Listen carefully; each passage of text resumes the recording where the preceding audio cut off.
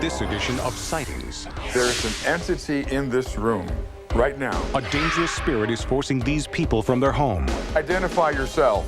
You hear that? Yeah. It sounds almost like a moan. Yeah, it's a moaning. The Heartland Ghost strikes again. Something is burning my face. Then, was Hollywood's greatest genius cursed? The long steel needle been driven entirely through the script. This was the mark of the voodoo.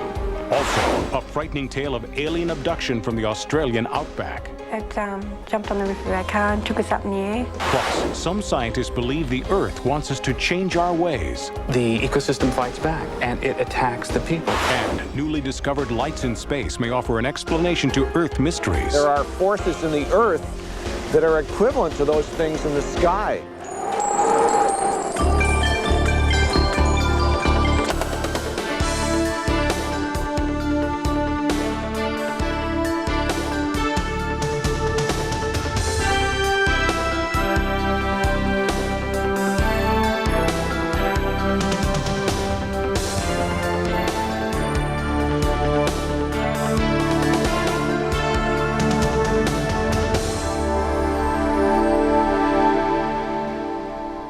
Welcome to Sightings. I'm Tim White.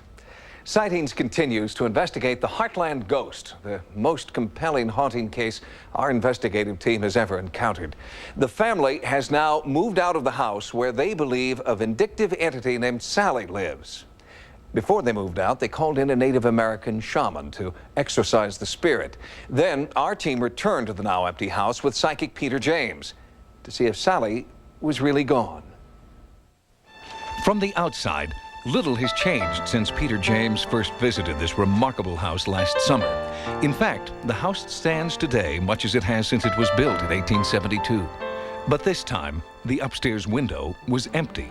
No one peered out on the quiet street in this quiet town in America's heartland. Sally, the child entity from the past that Peter believes is trapped in the present, seemed to be gone.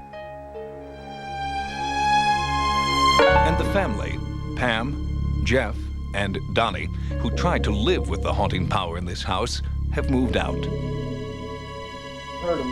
As chronicled in past episodes of Sightings, the ghostly activity began for them when family photographs revealed strange, unexplained images.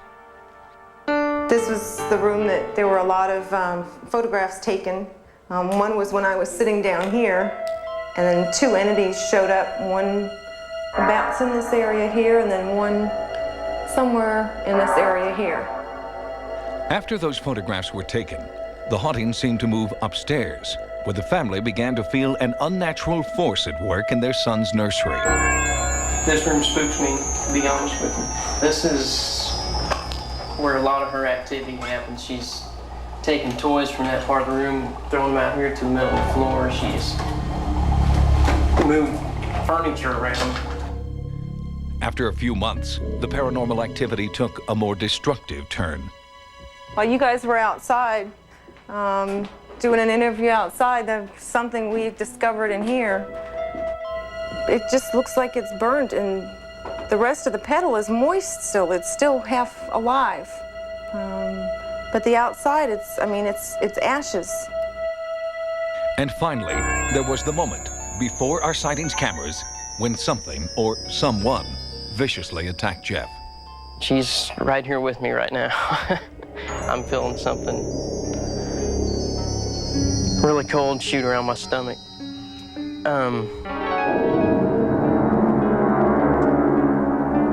These scratches had appeared just moments before. He's just went right through my midsection.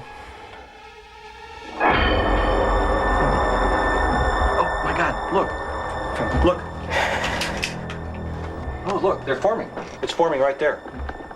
She tends to do this to me because I upset her sometimes. And she wants to be noticed, I think, today.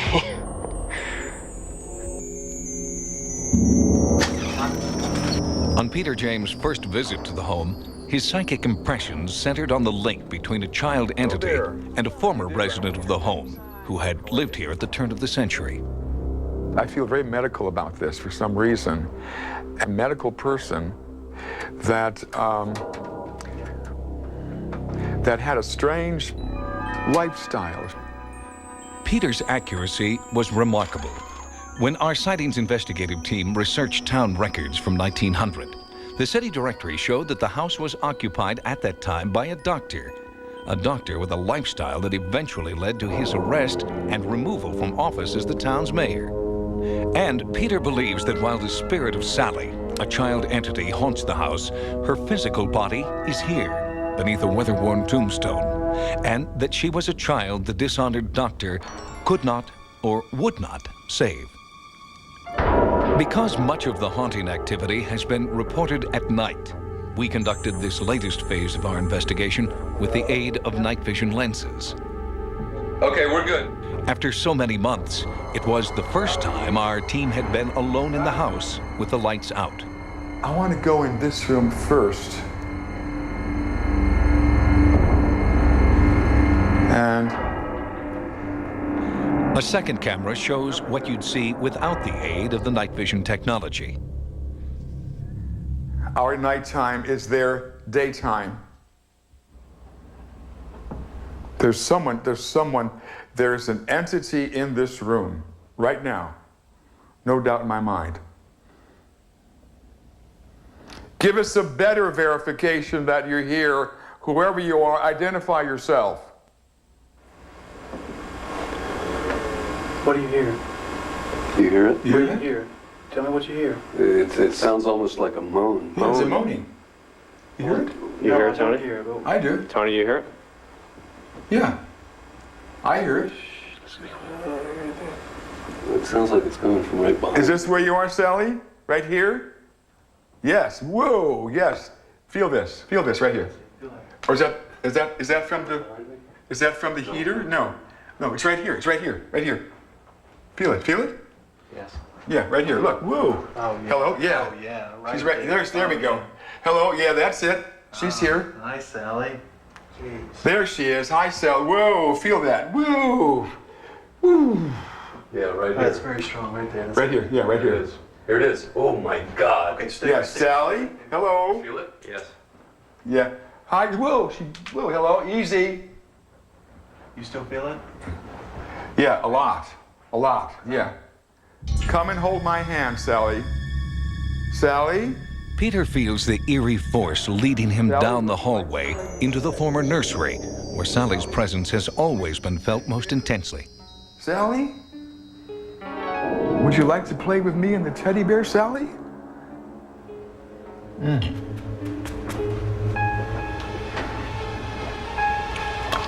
You all right? Yeah, I'm fine, just burning. Is this unusual, Peter? Something like this happen? Yeah, that really burns. Sally has supposedly burned before. A rose, a bib, but never a person. Something is burning my face, like right now. Peter James was visibly shaken by the painful encounter. Wow. Sally, you be nice. The team broke for the night, but returned the next morning to find an anxious former resident with an amazing story. I started watching the show and I couldn't believe it. There was no doubt that it was my house, you know, and I'd spent years here. And they showed the bookcase, and my grandmother had all of her medical books here. This room, which is the nursery, was actually my two youngest brothers. And as I passed through the hall and going by here, a light caught my eye. So I turned and I looked in here. It was right here where the fire happened. And as you can see, there's no electrical outlet or anything. It seemed like it was only concentrated right here. In my memory of it has always been, you know, why did that fire start and how? And so, you know, going back and talking to all my brothers after seeing that first show, every single one of them had, well, what about that fire in Kevin Dillon's room? And, you know, I said, that's what I thought of too. And especially when they said that this is the room that they've had the concentration of Sally being in. And I thought, you know, if she was there when we were there, you know, I kind of had that feeling like, were we being watched all those years, or? As if to confirm her suspicion that the family had been watched, an eerie cold spot suddenly formed. Oh my gosh, yeah, that's weird, yeah, it's cold. Yeah, it's much colder than anywhere else. It is cold. What does it feel like to you? It's like a breeze blowing. It's very cool. But there's no, all the windows Yeah, are the windows are shut. The heat is off. And I feel like I'm really hot, so this does feel really cold here. Well, say hello to Sally. God dang, that's so weird. Despite the family's attempt to exorcise the spirit, Peter James feels she is still here. How could we deny the fact that she's here? And this clearly says you better reconsider your thinking patterns about ghostly activity, because there are two entities here and will remain here, in spite of his attempted exorcism. In fact, as you will see later in this program, Sally's supposedly vindictive nature was once again painfully obvious as our investigation broadened in the days that followed. Peter James believes that Sally is still present in the house. And there was other evidence as well.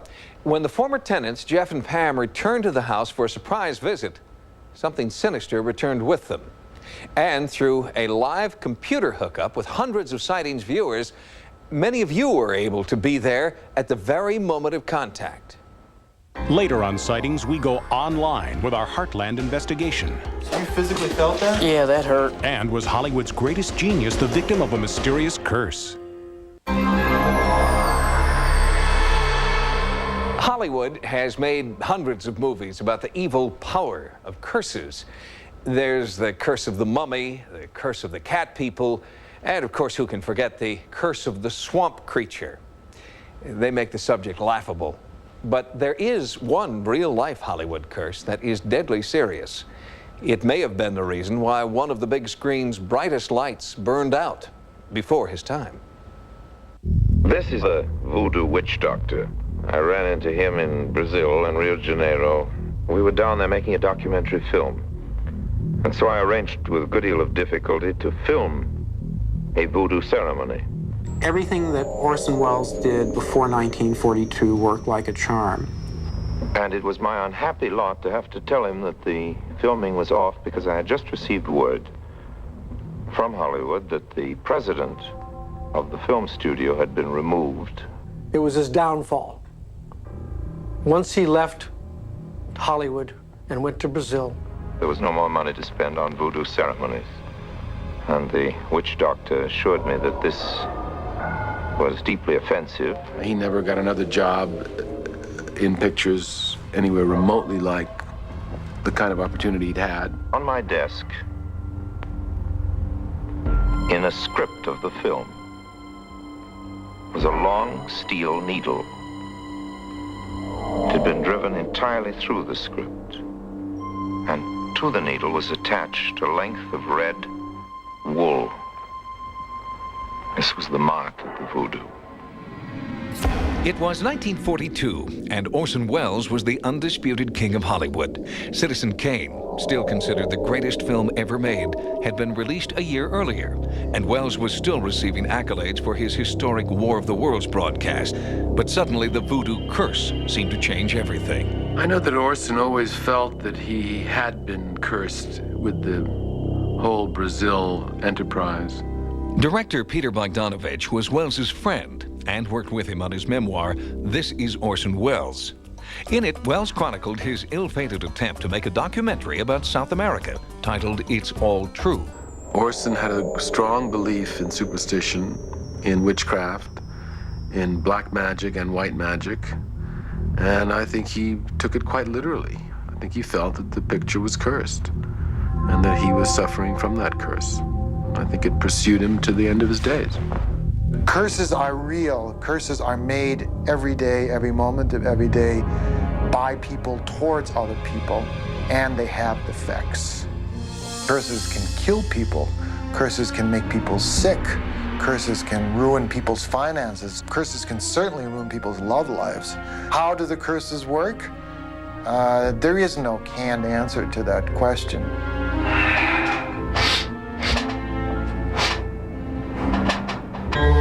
Rudy Chavez has an intimate knowledge of the power of curses.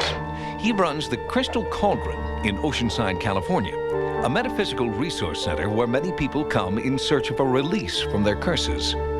Curses are done in many ways, any way conceivable. The mind is limitless. So a curse is merely just negative energy. How you choose to use it and manipulate it is entirely up to each individual. Certainly, if you believe you're cursed, you're cursed. If you believe you're cursed, you've already set yourself up to have a bad result. What I would tell someone who believes they are truly cursed, and if in fact they are cursed, is for them not to be afraid, to empower themselves, to muster up all the strength and courage that they can, and to stand strong and firm. And that is the first step to overcoming a curse. Chavez calls his technique for removing the negative energy of a curse a spiritual cleansing. We would anoint the pulse points with a spiritual oil or a cleansing oil. We would light incense, in which we would burn herbs such as sage. Sage has been used for cleansing and healing. And we would invoke the blessings of God. In our tradition, it's God and Goddess, because you have feminine and masculine energies. Without one, you cannot have the other, and life cannot be sustained. Lina D'Souza is a spiritual priestess who believes she acquired her healing gift as a young girl in Brazil. Brazil has a lot of power, spiritual power, a lot of spiritual power. You feel it when you arrive in. You feel it, it's very strong. Producer Bill Crone first met Lina after finding the original footage from It's All True in this film vault. It had remained untouched for nearly 40 years. I wanted Lina to remove the curse from the film so that we could go ahead, raise the money, make a deal with Paramount, and get the thing finished. Orson wanted to finish this picture. He did not want to walk away from it. His heart was into it, and he wanted to finish it. Cinematographer Gary Graver worked with Orson Welles for 15 years, up until Welles's death in 1985. He tried many times to finish it, unsuccessfully. He thought a lot of footage was missing, and he didn't want to spend the time on it because he thought it was the curse on it. When I saw Lina for the first time, we sat down and she threw a bunch of seashells on the table and looked into them to see what had been done. She said, "Whoever did this did a good job, but I think we can turn it around." And when I threw the shells, I read what the shell did, and then I gave him the answer. And the guide says it could be removed. It was not easy to do it, but it could be done. With the help of her spiritual guides, Lina claimed she had lifted the curse. Bill Crone resurrected the Welles footage and completed the film. It's All True was released without incident in 1993, more than 50 years after it was shot. I don't have any theories about curses. I don't know where they come from, and I don't know where they go.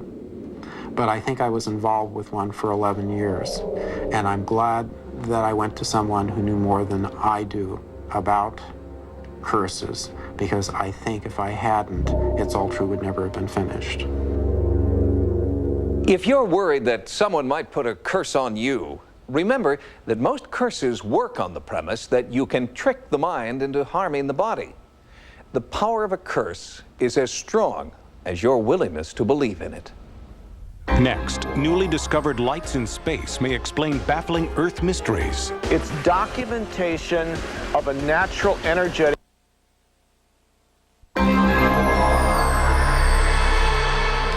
Contrary to popular belief, ufologists are not dedicated to proving that every sighting is an alien spacecraft hell-bent on delivering an extraterrestrial ultimatum. In fact, the lion's share of their work involves searching for a scientific explanation for anomalous lights in the sky. Recently, a new natural phenomenon has been videotaped for the first time. The tape offers a scientific explanation for some UFO sightings. There have always been lights in the sky, a celestial painting we can't always explain.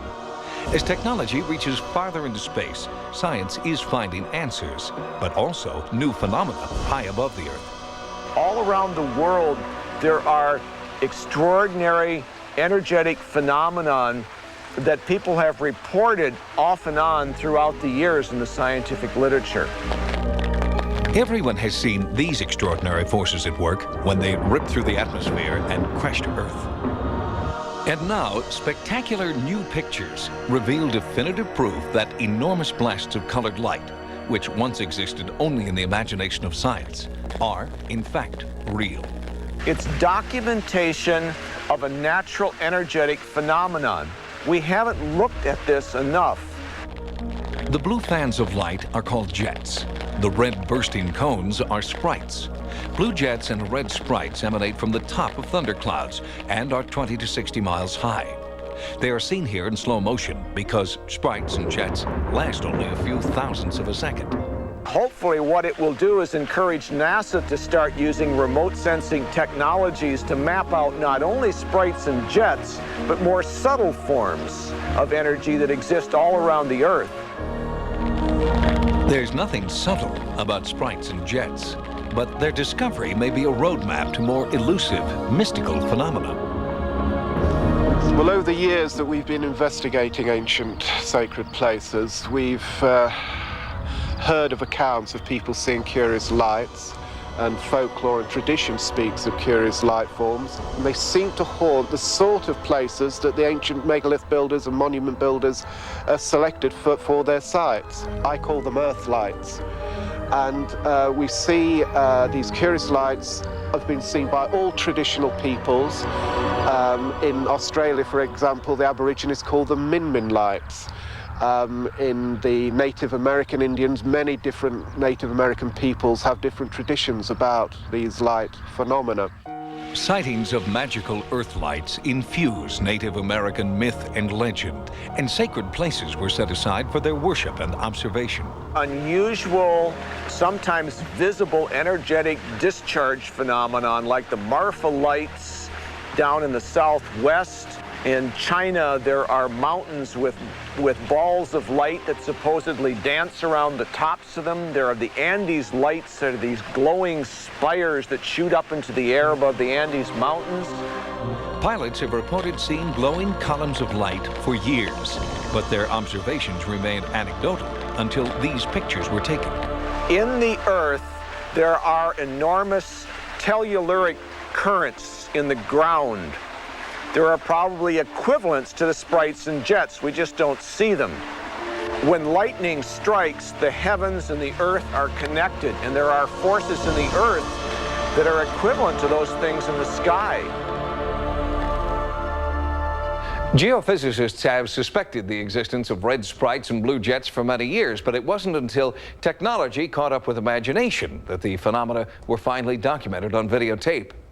The same may prove true for paranormal phenomena that we suspect but cannot document yet. Up next, uncontrollable new diseases may be a sign that the Earth has had enough. We are the problem. You have, in effect, Gaia's revenge. Then, alien abduction in the land down under, and America goes online with a ghost. In 1979, scientist James Lovelock wrote a controversial book called Gaia, A New Look at Life on Earth. In it, he described the Earth as a living organism that, like the life teeming within it, was capable of sickness and healing. Today, in an era of global warming, deforestation, and overpopulation, many scientists have come to embrace Lovelock's theory, and they have a warning. The Earth will heal itself by killing us. Gaia is the Greek word for earth, and the Earth, according to many scientists, is not well. Gaia is striking back, they say, at the source of her problem, the human race. Gaia's revenge will be swift and deadly, unwittingly set in motion by us, the instruments of destruction. With the destruction of rainforest around the world, rare viruses have been released in populated areas. Viruses with names like Ebola and Marburg can kill a healthy person in less than 48 hours. The viral outbreaks are just beginning, but Gaia theory says we're running out of time. I find the theory of Gaia, where the Earth is seen as a living organism, reacting to responses from the outside and stimuli, such as deforestation, totally credible. For more than 20 years, naturalist Arnold Newman has led expeditions deep into the tropical rainforests of South America. He has seen firsthand what deforestation is doing to our planet. We're losing 1 football field per second in the tropical rainforests. That's 100 acres per minute. If we extrapolate that, we're losing an area the size of Great Britain annually. Why is an area covering only 7% of Earth's land mass so significant? Because it contains 90% of all life forms. By the year 2010, that's 15 years away, we'll be responsible for the extinction of 20% of Earth's species. In 60 years, 50% of the species on Earth will be gone, irrevocably. The Gaia theory suggests that Earth, like man, has vital organs, and that the heart is the rainforest. If we cut down the tropical rainforest, we're not just harming the people who live close by. It has an effect on the overall system, just as if I stuck something in your heart, or in your brain, or in your lung, the rest of your body would react.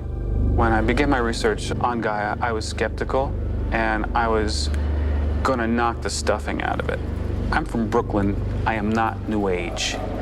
And I figured this is one of these sort of oogie-boogie kind of concoctions that is masquerading as science. But the more journalist Lawrence Joseph learned about Lovelock and his Gaia theory, the more he came to accept it as prophetic. He began to see a frightening correlation between man's encroachment on the environment and the impending destruction of the planet. We are the threat. We are the problem.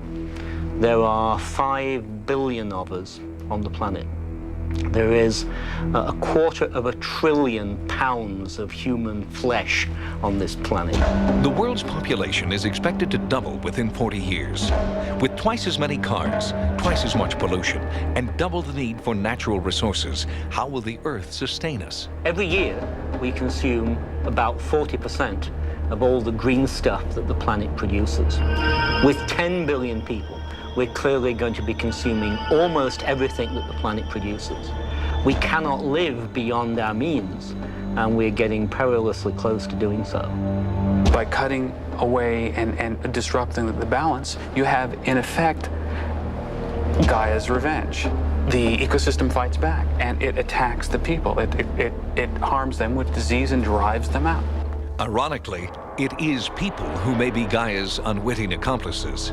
Deadly viruses once locked deep in the rainforest are now being unleashed by our unrelenting march into remote areas. We are endlessly fascinated by movies that depict us being eaten by aliens and sharks off Amity. The reality is that we are eaten, and we are eaten by bacteria and viruses. And they are the real threat. Millions of people are going to die from HIV for every person who gets gobbled up by a great white shark, fictional or otherwise.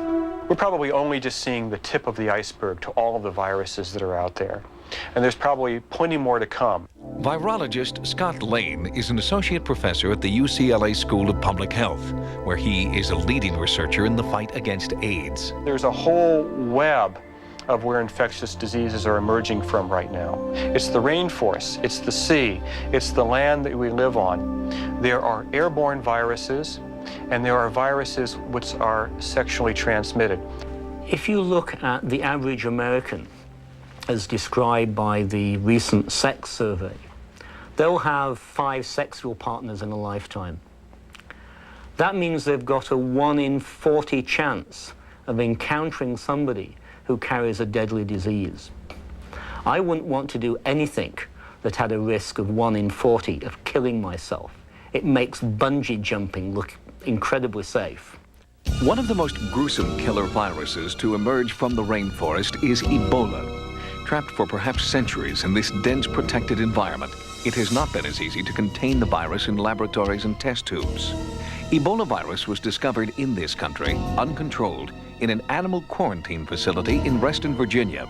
If the airborne virus had spread outside the facility, thousands, if not millions of Americans would have died a horrible death. When you're infected with Ebola virus, it seems to grow in all of the cells of your body.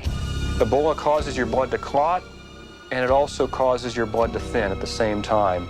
You may start vomiting blood. You may start sneezing blood. Blood might start breaking out of pores in your skin. And in the meantime, you bruise. Those bruises, they break open. You literally turn into just a petri dish for the virus, and you die a horrible death. A jet plane and 24 hours is all it would take for one person with Ebola to spread the virus worldwide. You can be one day in Hong Kong, you can be the next day in New York City. You can be one day in Australia, you can be the next day in China. Jetting around the world is a factor for spreading viral infection. Is an outbreak of Ebola or another new deadly virus inevitable, or is there still time to prevent Gaia's revenge? I think there's been a fundamental mistake in the approach of environmentalists, and that's the save the earth notion. Fear, self-interest is a much greater motivator, and I think when that finally sinks in, and I believe it has begun to, then people will see that the environment is not just another good deed, but it's necessary and beneficial for themselves. I think it's going to be very interesting to see what path humanity decides on taking. Are we going to be the wise stewards of our planet or the desecrators of it? While it is true that pollution, disease, and deforestation are on the rise, there is room for optimism. Global awareness of the Earth's fragility is at an all-time high. And even though recycling one bottle or planting one tree may seem trivial, the cumulative effect could save the Earth. Coming up, what terrorized this family in Australia's outback? It was hot. All this junk come inside the car. It made us feel like our heads were going to explode. More than 90% of all reported alien abductees are American. It's a statistic that skeptics use to argue that the abduction phenomenon is simply a product of our own pop culture and pop psychology. Abduction experts counter that the numbers are skewed because abductees in other countries don't always feel free to come forward. That was certainly the case for an Australian family who were forced underground after their experience was ridiculed in the press. On the afternoon of January 20th, 1988, Faye Knowles and her 3 sons set out from Perth in Western Australia to visit relatives several hundred miles away. At dusk, they were crossing the Nullarbor Plain, a desolate stretch of road through the Australian desert.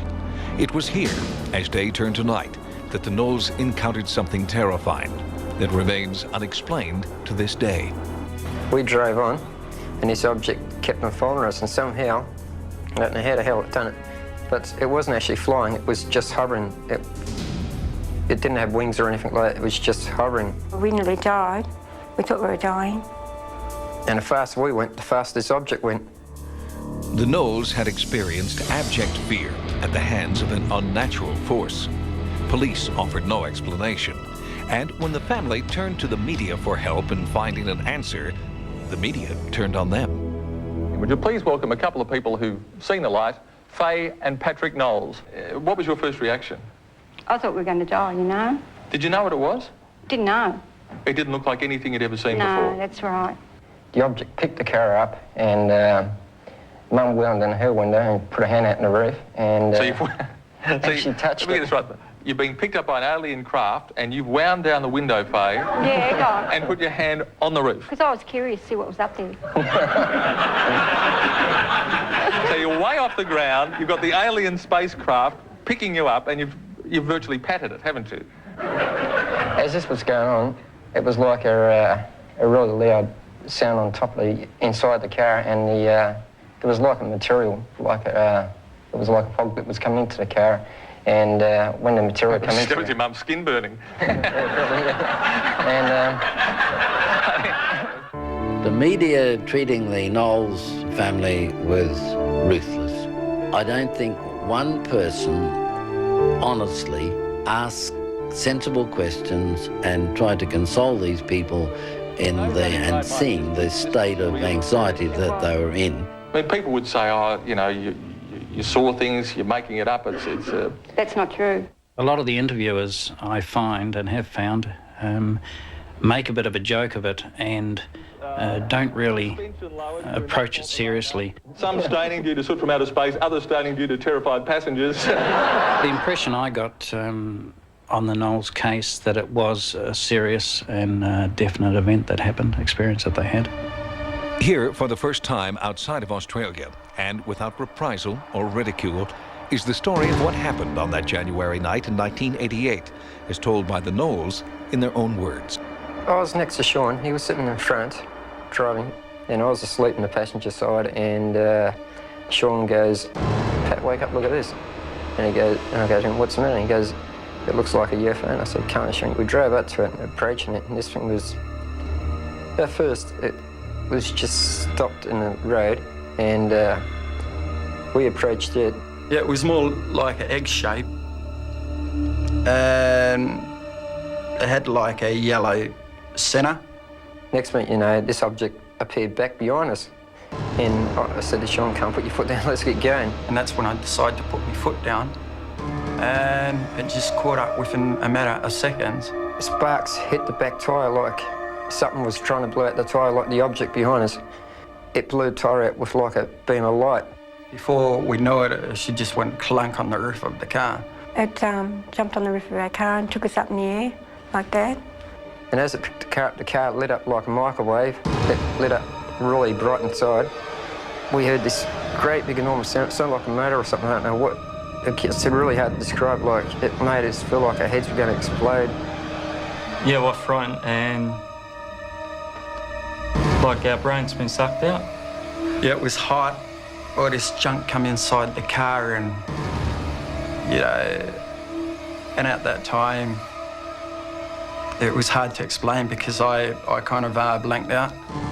As the car was dropped, you could feel this object slip off the car. Not long after, you know, it dropped the car. That's when I come out of it, and I took off from the car. I told them all to jump out. We jumped out the car, ran over to the bushes, hid in the bushes. And you could see this thing, it was still looking for us. And at the same time, I turned the lights off in the car, and somehow it could not focus on that car. Somehow it was working with our lights. As soon as I turned those lights off, it just could not find us. According to the Knowles family, it was at this point that they experienced what ufologists refer to as missing time. I think we lost about an hour and a half in time, and it's really hard to explain, you know, how long it did take. Local police investigated the incident and found several eyewitnesses who corroborated the strange events on the Null Arbor Plain that night. They were travelling along the road. A bright light appeared in front of the car. Shortly after, the light disappeared behind the car.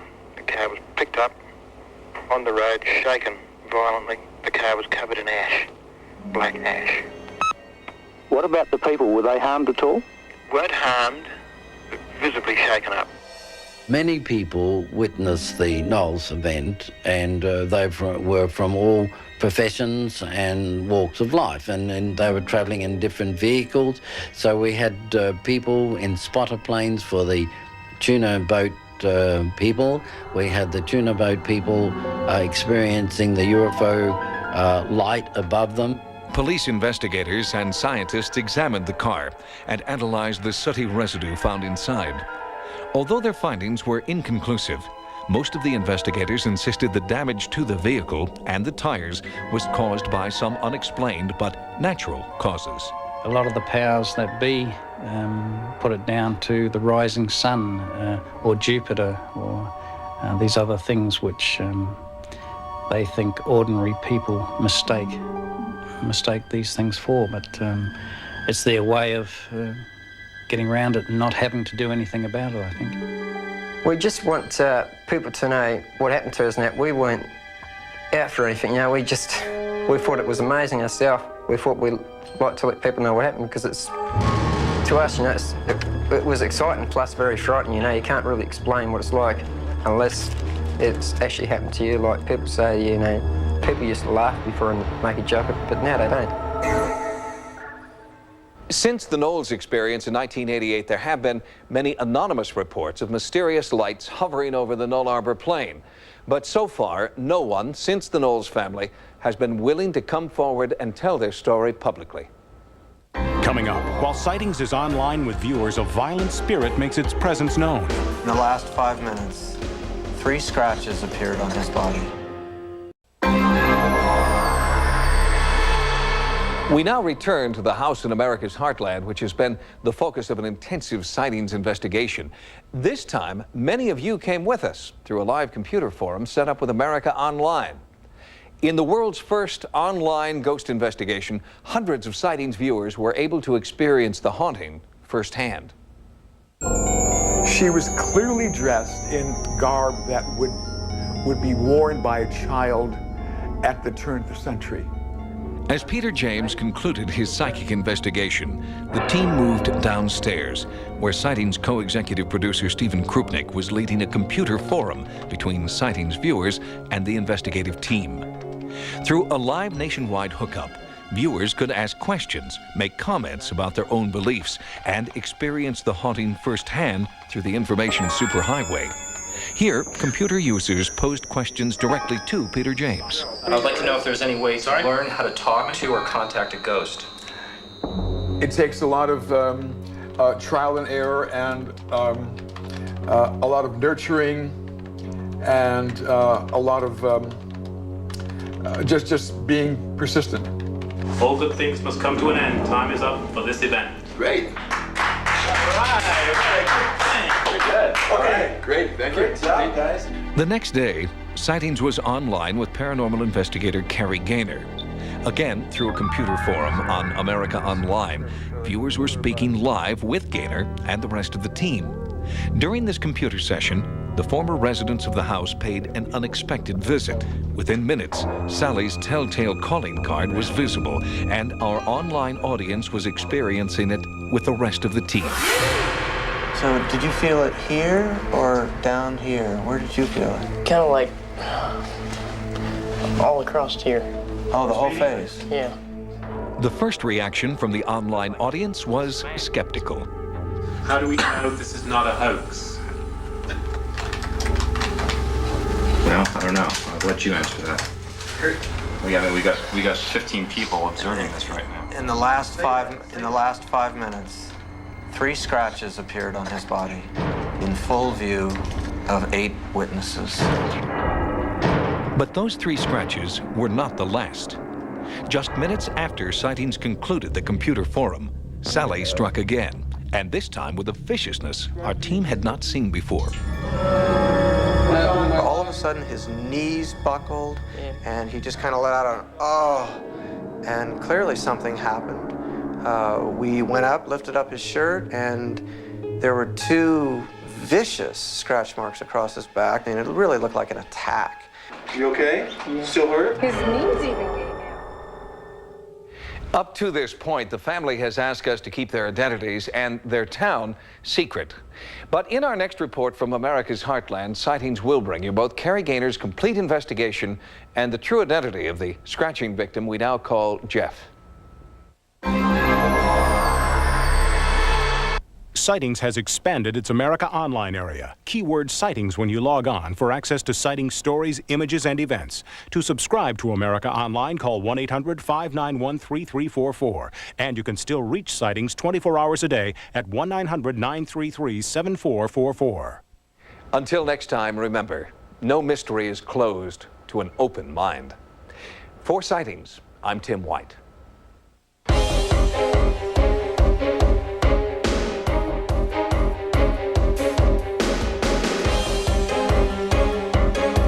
Next on Sci-Fi, Dark Shadows.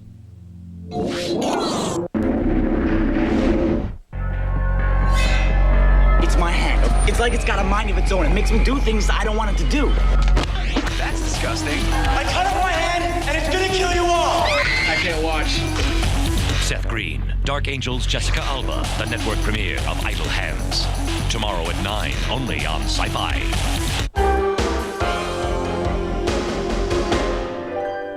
Thank you.